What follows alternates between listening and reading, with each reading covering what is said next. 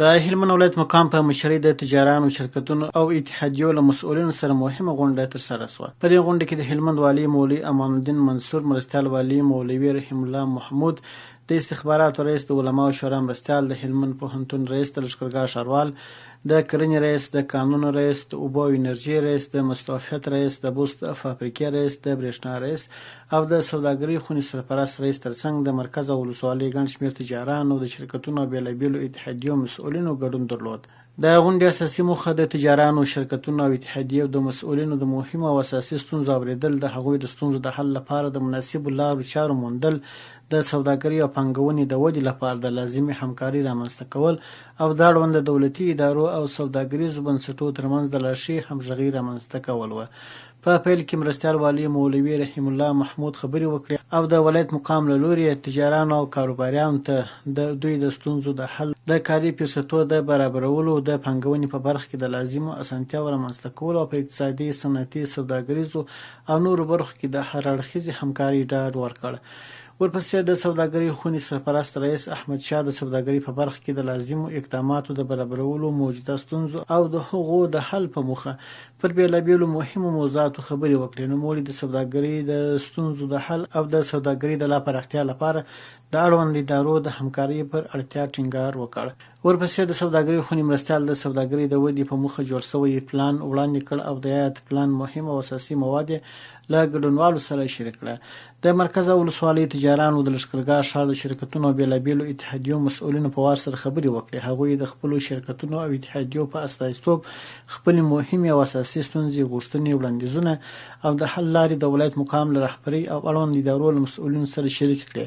همداراز د خپلو مطرح شوو موضوعاتو او ستونزو تفصیلي لیکلي موارد د ولایت مقام او اړوند ادارو ته وسپارل.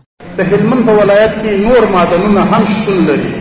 همدا شان با تجربه معدنکاران لرو چې د معدن په هر سکتور کې سرمایه گذاري وکړي او په عصري ماشینري او شفاف ډول استخراج او پروسس وکړي چې د دې سره به د دولت د عوایدو سره سره د هیواد بېروزګاره خلکو ته د کار زمینه هم برابره شي او د اقتصاد په برخه کې به هم پرمختګونه رامنځته شي. موږ ته دې په صنعتي پارک کې ځانګړی ځای راکول شي تر څو موږ فابریکې جوړې کړو او خپل تولیدي موږ خپل دوا ډلې تولید کړو. دا مو لومړی غوښتنه ده.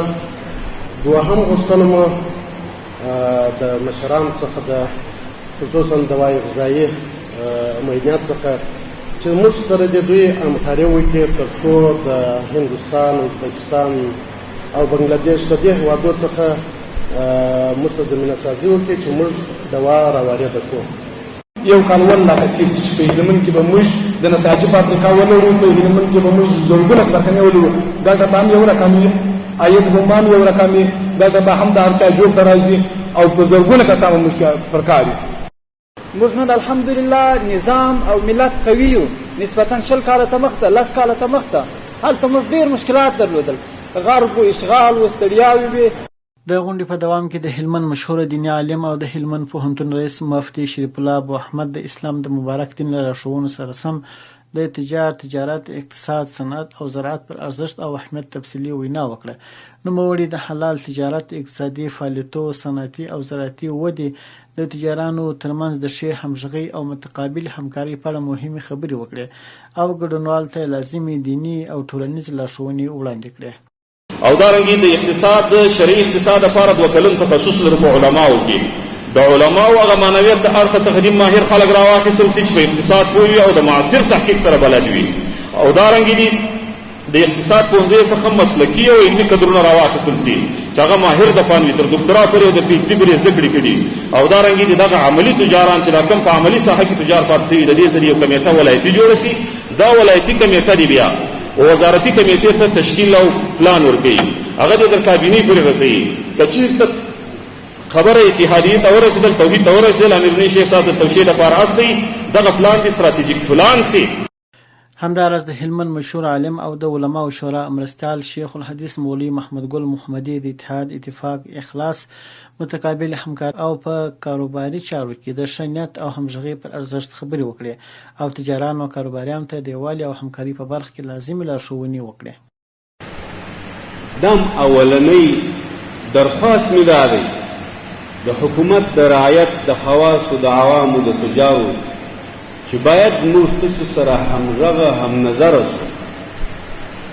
که چیرې یو شخص په خپل نظر باندې په خپل شخصي ګټه باندې روان شي نو په دې باندې پوه شي چې بیا د نظام نشو جوړولی. تعاون به ګډ سره کوو، په ګردو به تا خپل د وطن د نظام او د اقتصاد پیاوړتوب پر پښو درول راولو.